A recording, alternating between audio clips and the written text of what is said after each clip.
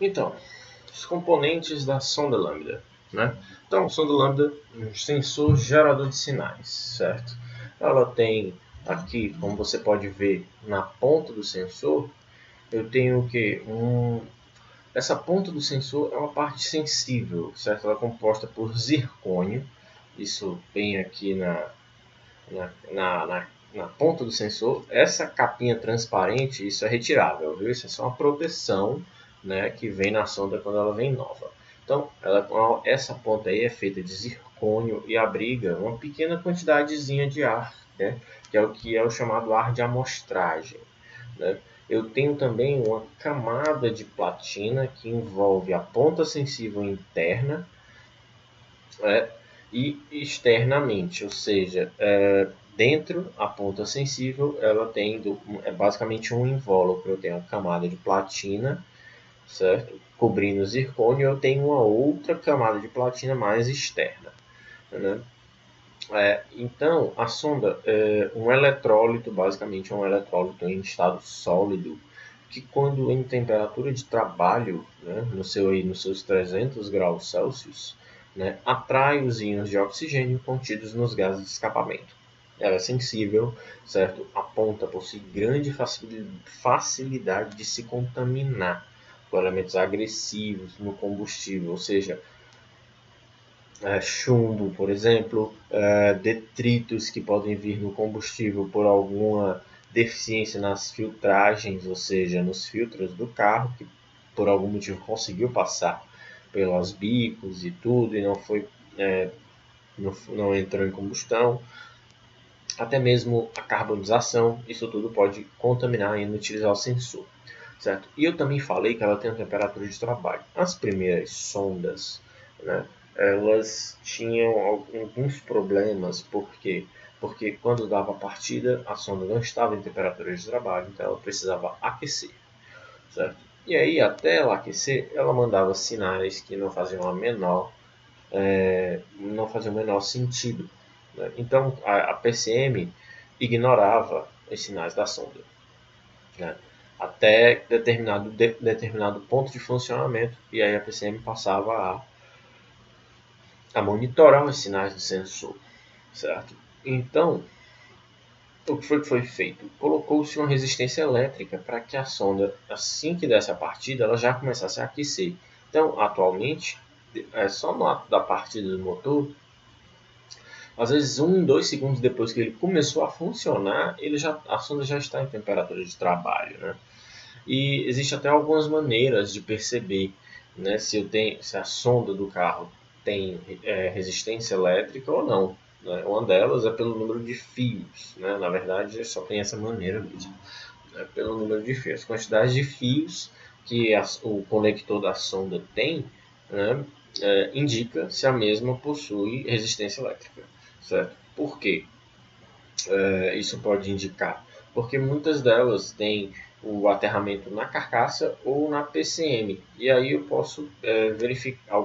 Geralmente as que têm muitos fios, né, tem o aterramento na PCM. Como por exemplo, eu tenho uma sonda com um fio só. Então ela não tem resistência e o aterramento é na carcaça. Como é que é isso?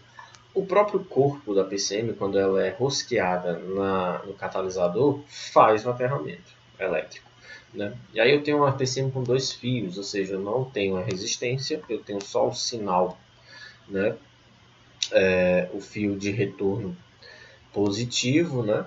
E o aterramento, o fio de retorno para o negativo da PCM, né? Então, nesse caso, 2 fios não tenho resistência elétrica. Agora, se eu tenho mais de 2 fios, né, aí eu já posso considerar uma sonda com resistência elétrica, como por exemplo a sonda de 3 fios, né? É basicamente uma sonda com resistência e aterramento na carcaça, certo? Uma sonda de 4 fios é uma sonda com resistência mais aterramento na PCM. Ora, pois, né? Com um aterramento na carcaça, por que eu teria 3 fios, né, se o aterramento está na carcaça? Primeiro, porque simples, é simples dizer isso, porque 2 fios da sonda serão responsáveis para ativar a resistência elétrica. Então, como eu tenho aterramento na carcaça, a sonda em si só vai ter um fio de sinal, certo? Então, 3 fios, né? No caso da sonda de 4 fios, eu tenho um aterramento na PCM. Então, a sonda ela naturalmente vai ter 2 fios para ela funcionar, né? O positivo e o negativo, né? E os outros dois são o positivo e o negativo da resistência elétrica, certo? Então, e a sonda, ela tem por ela ser um gerador de sinais, ela vai gerar sinais elétricos, entretanto, né, esses sinais são relativamente fracos com relação à tensão, certo? A faixa de trabalho dele está geralmente ali entre 0 e 1 volt. Mas se a PCM recebe um sinal extremo, ou seja, o 0 ou 1, certo? É como padrão de todo o sistema de gestão eletrônica, sinais extremos são avarias. E aí é detectado uma avaria no, no, na memória de avaria do motor, né? E aí acende a luzinha de autodiagnóstico, né? Então, quais são os valores que geralmente formam o range de valores assim que a sonda está medindo, mas não é característico de problemas, entre 0,2 e 0,8 milivolts.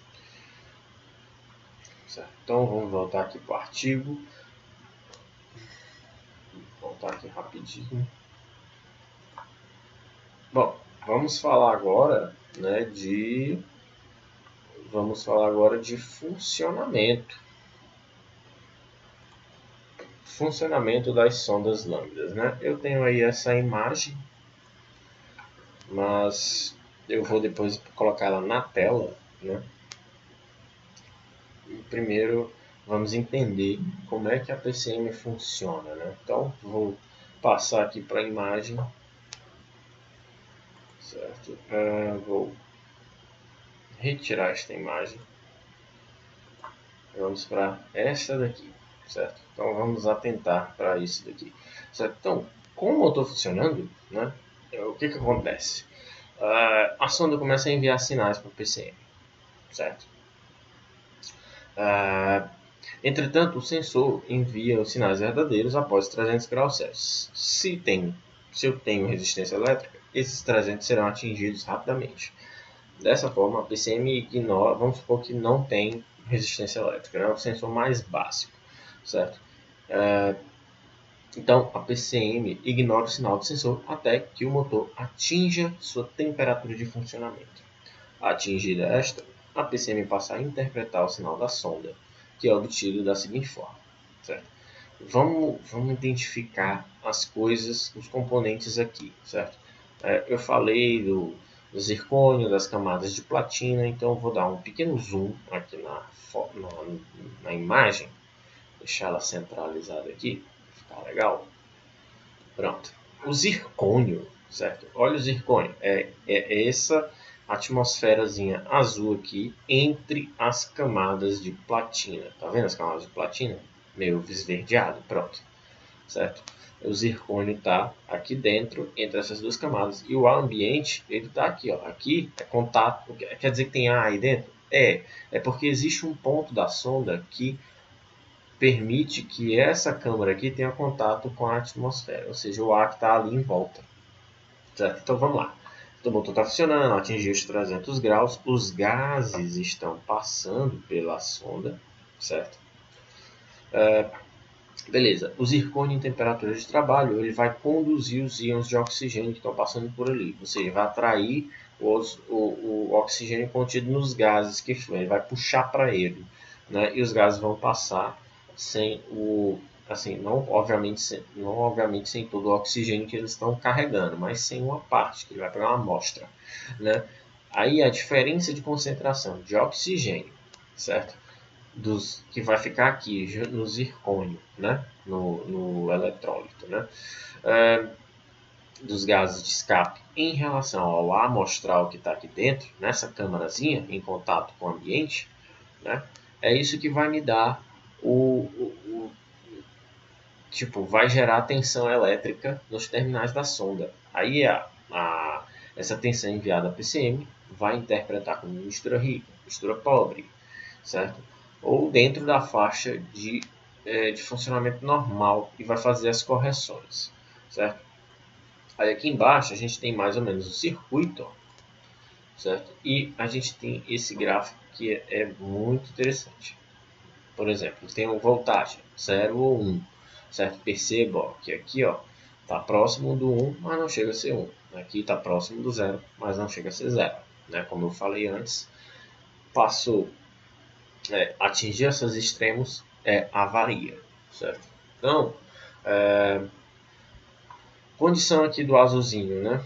Ou seja, antes do tracinho a zona rica, né? Ou seja, geralmente voltagem, tensão, voltagem não, né? Pelo amor de Deus, isso aqui é um termo incorreto, né? Tensão elétrica de saída, né? Está o que? Próximo de 1, está alta, né? 1 volt, né? Então não tem quase nenhum ar, oxigênio nos gases de escapamento, né? Ou aí esse valor cai e fica próximo de zero ali, 0,2, ou seja, grande quantidade de ar nos gases de escapamento. Certo? Onde é que a injeção eletrônica está sempre buscando trabalhar? Que eu falei lá, né, na mistura estequiométrica, né, que o catalisador gosta. Né, então é nessa zona aqui. Ó. A injeção procura sempre trabalhar aqui. Ou seja, quando a concentração de oxigênio é baixa, caracterizando mistura rica, a tensão enviada pela sonda é alta, ou seja, o lambda é menor que 1. Né? A gente já sabe o que é o lambda, defini lá atrás. Né? O lambda é menor que 1, tensão alta, ou seja, 0,8 volts no máximo. Quando a concentração de oxigênio é alta, caracterizando mistura pobre, a tensão enviada pela sonda é baixa. Né? Ou seja, lambda maior do que 1, tensão baixa, 0,2 milivolts, bem aqui mais ou menos. Né? E quando a concentração de oxigênio é igual à concentração de ar amostral, né? Neste caso, sendo mistura, caracteriza-se a mistura ideal, então a tensão enviada pela sonda gira em torno de 500 milivolts, certo? Está ali geralmente no redor de entre 300 e 600 milivolts, certo? E aí o lambda é igual a 1, certo? Mas vamos só dar uma prestada de atenção. Eu acabei de dizer, olha, a PCM quer trabalhar aqui, certo? Eita, cobri minha cara. Né? Certo? Pronto, voltei. A PCM quer trabalhar onde? Né? A PCM ela quer trabalhar.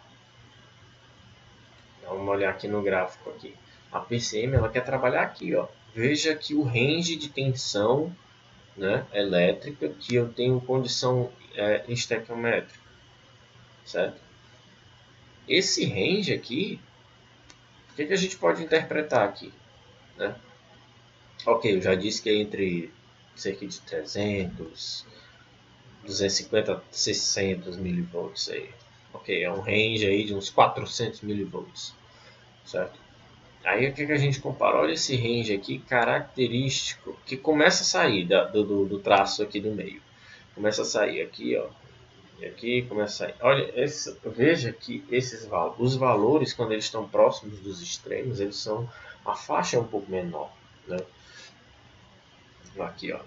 Então esse aqui é provavelmente o que? Entre sei lá, 250 milivolts e 200. Aqui 700 e 800 milivolts provavelmente. Não dá para ver direito porque o gráfico está um pouco mais didático do que preciso, né? Mas o que a gente pode interpretar aqui? Porque existe uma boa faixa de operação do motor que mesmo ele não tendo assim, que na verdade existe uma boa faixa existe uma flexibilidade aqui capaz do motor funcionar com uma mistura estequiométrica adequada para diversos regimes de funcionamento. Posso ter mistura estequiométrica mais para um comportamento um pouco mais para desempenho, ou então uma mistura estequiométrica mais que atende uma condição mais de economia de combustível, veja bem, né? Ó, próximo aqui da zona rica, próximo aqui perto de sair da zona pobre, ou seja, a zona de mistura estequiométrica ela é bem maior do que as zonas de nas zonas extremas de riqueza e de pobreza. Né? Isso se traduz em flexibilidade de funcionamento que a injeção eletrônica tem para trabalhar, né, nos mais variados regimes de funcionamento que o motorista pede. Né? Então, esse é o funcionamento da injeção eletrônica. Né? Muito interessante. Né? A gente pode ver aqui, ó, só repassando, né? Olha aqui, ó. Aqui é a flange do furo, né? No coletor de escape, não, no coletor não, nos dutos de escapamento que a sonda é colocada, né? E aqui ele mostra que esse sinal, né? Para caracterizar que no flange será o aterramento, né? Então aqui acho que deu para vocês entenderem quando eu falei de componentes, né? Eu tenho as duas camadas de platina envolvendo o zircônio, né? Deu para entender agora.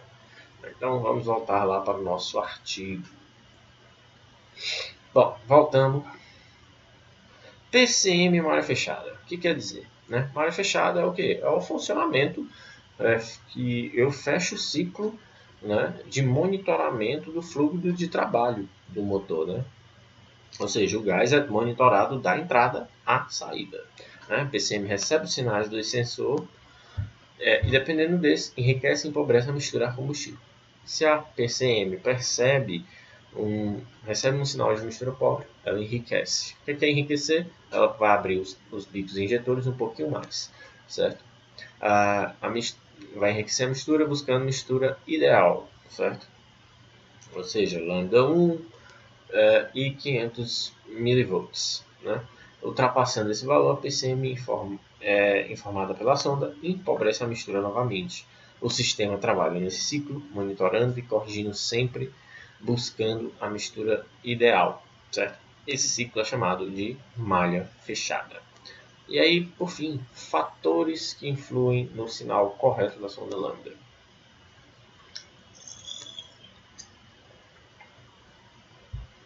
Bom, a sonda lambda está no escape.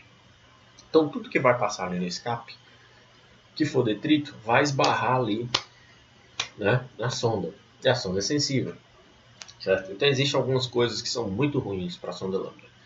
Gasolina adulterada é uma das maiores fraquezas do sensor, certo? Devido ao contato com chumbo. Hoje é meio difícil isso acontecer, porque não tem mais gasolina com chumbo, certo? O chumbo, só a título de curiosidade, chumbo era um dos componentes da gasolina que era utilizado como antidetonante, mas é extremamente nocivo à saúde, né? Não apenas como emissões, mas ele deixa as pessoas que respiram aquele ar que contém chumbo muito propensas ao câncer. Né? É um elemento muito pesado, muito nocivo.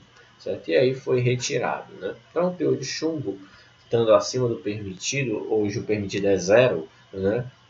Além de reduzir a vida útil do catalisador e da sonda, também prejudica, né, os componentes do motor e todo mundo que estiver em volta. Né? Mistura excessivamente rica ou pobre. Se por algum motivo o motor está trabalhando com mistura pobre ou rica em excesso, ou seja, 1 e 0 volts, no caso 0 e 1 volts respectivamente, né? Pobre ou rica, né? A sonda vai ser prejudicada. Primeiro, mistura rica, aquele combustível que não foi queimado, ele vai contaminar a sonda. Né? No caso, além de aumentar emissões. Isso aí é fato. Mistura pobre, o que é que vai acontecer? O que é que acontece? Eu tenho um excesso de ar. Então eu vou ter a minha câmara de combustão, né, ela vai tender a aumentar a temperatura, certo? E aí, tendo temperatura, eu vou ter mais, eu vou ter gás, a temperatura desses gases, o que ela vai tender? Ela vai tender a oxidar a a sonda, né? Ou seja, vai desgastar termicamente os componentes da sonda do lambda. Né? E assim, esse também está conectado ao último, que é carbonização. Certo? Carbonização é um problema que, bom, já se falou muito de carbonização no passado, né? Mas de uma certa forma, partindo do princípio que nenhuma combustão é perfeita, né? Então a carbonização ela vai acontecer de qualquer forma. Veículos carbonizados exibem grande impregnação de resíduos de combustível queimado, óleo queimado também, certo? E muitos desses resíduos acabam passando pelas válvulas de escape e saem e contaminam a sonda, né? Então essa contaminação pode contaminar ali a platina, né? E aí eu posso tapar, né, os orifícios da platina que deixam o zircônio em contato com os gases que passam, né, devido a tanta contaminação. E aí a sonda pode enviar sinais que não são coerentes com a operação do motor, né? Em geral, carbonização é evitada com manutenção, certo? Por exemplo, combustível que não é adulterado, ou seja, geralmente abastecer em postos que você já sempre abasteceu e nunca deu problema, e que então tem uma certa confiabilidade, troca de óleo no tempo. Chegou os 5.000, os 10.000 quilômetros, período que você troca o óleo e pronto, não fica postergando, né? E outra coisa muito importante, sabe, aqueles momentos assim, o veículo tá falhando porque, sei lá, a bobina tá ruim. O veículo tá falhando porque as velas chegaram no fim. Mas eu vou rodar aqui mais um pouquinho para chegar até a manutenção. A manutenção é 5.000 quilômetros depois. Então você vai rodar assim, sei lá, 1.000, 2.000 quilômetros. Você vai rodar muito tempo com o veículo fazendo uma queima ineficiente, porque eu tenho falha nos componentes de ignição. Aqui está o que encontrei na web. Certo? Então, o que é que isso vai resultar? Só um momentinho.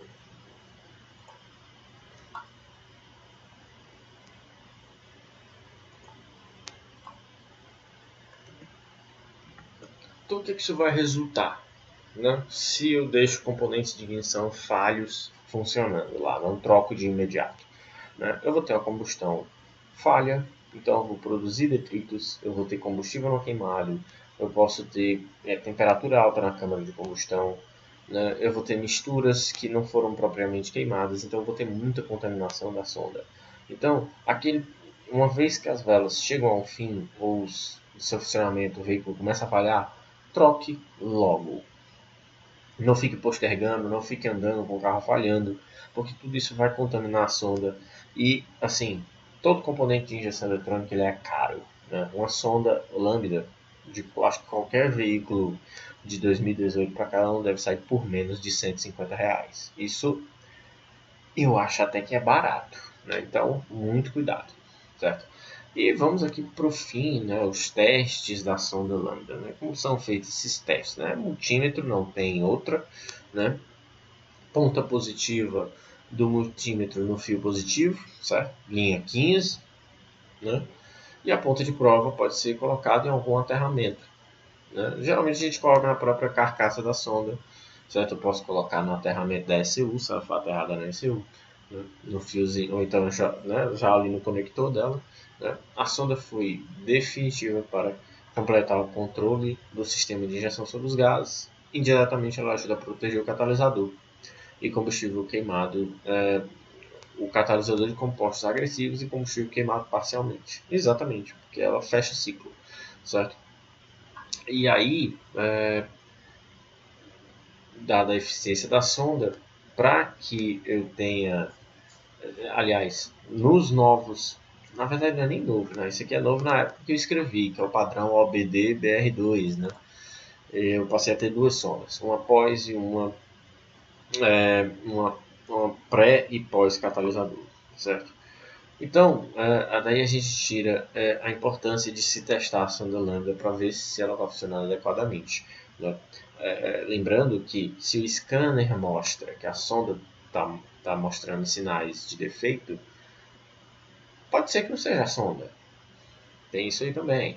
Pode ser que o scanner está mostrando aquilo ali, né? O scanner está mostrando aquilo porque de fato existe um problema acontecendo e eu estou tendo um problema de mistura rica. Por exemplo, se você tiver velas ruins, como eu sugeri, né, e parte dessa mistura não está sendo queimada e aí está passando misturar combustível quase que fresca, a sonda vai detectar mistura extremamente rica, né? Então, esses sinais extremos não podem ser interpretados como falhas do sensor. Então, é sempre bom testar com um multímetro. Outra coisa importante é que geralmente é bom ter uma literatura técnica para você ver não apenas os valores da sonda, mas o que representa cada valor, né? É interessante verificar, porque dependendo da marca da sonda, né, e da marca do carro também, os valores variam. Mas tudo fica dentro daquela média de 1 volt, 0 e dos extremos, né? E ali os valores de operação ali para mistura rica, 0,8 os limites, e eu tenho ali 0,2 como limite inferior de mistura pobre sem ser defeito, né? Então é isso. Eu acho que não tem mais o que pontuar acerca de sonda lambda. Eu até mostrei as figuras legais aqui. Referências, referências do artigo Bosch, livro da Bosch, Manual de Tecnologia Automotiva, muito bom, necessário, e o Understanding Automotive Electronics, sexta edição. Certo? É um livro da Elsevier, um livro bem didático, que fala de eletrônica automobilística e coisas simples mesmo, de como funcionam os sensores. Assim, ele mostra o circuito elétrico, não é nada de outro mundo, cheio de fórmulas, não, é um negócio bem interessante, bem legal. Fica aí essas referências para você pesquisar e estudar, né? Se você achou que isso aqui não é suficiente. Mas se você achou e se você gostou, você pode curtir o vídeo, né? Você pode se inscrever no canal se você não for inscrito ainda e compartilhe esse vídeo aí com o pessoal da mecânica automotiva, pode ser que eles gostem, né? E é isso. E acabou esse vídeo.